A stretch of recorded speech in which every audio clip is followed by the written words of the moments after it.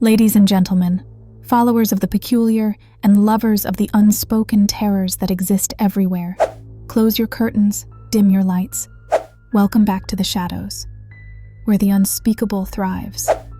This is Violet Nocturne, your ever-faithful guide to the macabre, whispering tales dark enough to stain your soul, but too thrilling to abandon.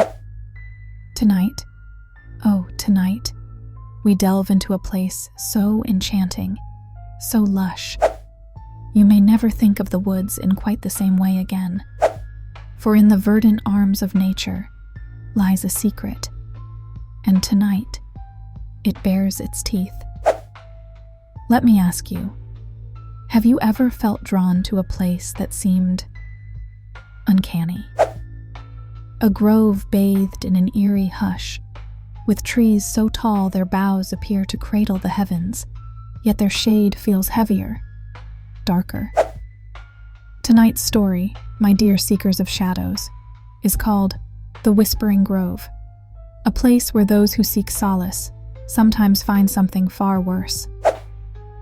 You see, the story begins with Evelyn, a botanist with an almost obsessive fascination with untouched ecosystems, seeking isolation for inspiration and study. The Whispering Grove calls to her. Alone, with little more than her samples and her curious mind, she ventures deeper into this ancient cluster of towering willows. But of course, curiosity is a fragile thread between discovery and regret. Evelyn finds more than she bargained for, starting innocuous enough. A stray vine that seems to writhe just slightly in her peripheral vision. Leaves that always seem to return to their former arrangement, no matter how she adjusts them for her research. Oddities. But her scientific mind dismisses them as natural phenomena, until one evening, when dusk whispers its auburn shades upon the grove. That's when the whispers emerge. Quiet, sibilant whispers. Not carried by the wind, but birthed from the very depths of the grove. She convinces herself they're hallucinations. Human denial. A marvelous defense mechanism. And her undoing.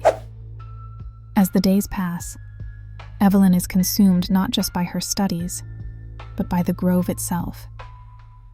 It begins to know her, tailoring its silence to mimic her deepest thoughts, echo her most uncomfortable truths. Memories she's spent years forgetting now unfurl like newly bloomed flowers. The grove reveals secrets she didn't even know she had locked away. As she's documenting, setting up photographs of this eerie tranquility, she notices the images shift. In one picture, a shadow, elongated, lurking behind her, though she was undeniably alone. And in another, rows of holes dug between the trees as if waiting, awaiting purpose. The human mind cannot fathom or accept what it dares not see as real. And yet the signs are everywhere. Bark that appears scarred in shapes almost resembling human faces. A haunting emotion pressing on Evelyn every time she touches the soil. So much weight pulling from beneath her feet, as if the earth yearns to swallow her. The whispers by now have grown. They're not just sounds. They call her name. They know her name. This grove. Oh, my dear seekers, this grove is malevolent, but not in the ways one might predict. It does not lunge or harm. No, it's far worse. It learns its visitors until isolation becomes implosion. Evelyn dreams of vines constricting her throat, sap becoming veins, and in these moments of half-wakeful terror, she begins digging, not out of a conscious desire, but as if the grove owns her hands. She digs until her nails splinter, until she unearths fragments she cannot explain. Human teeth, bones, an entire patch of foliage grown over the unmarked flesh of those who have ventured too far beneath these trees.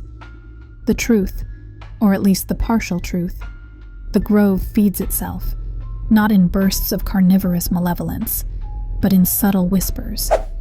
It chooses those who will break under isolation, turning them into its caretakers. Permanent caretakers. Evelyn's final entry reads, "The grove grows patient, sending no more whispers, But haven't you noticed? I whisper now. And that is how Evelyn becomes one with it. Not devoured as you'd expect, dear listener, but absorbed, echoing among the shadows of the grove's living walls forever.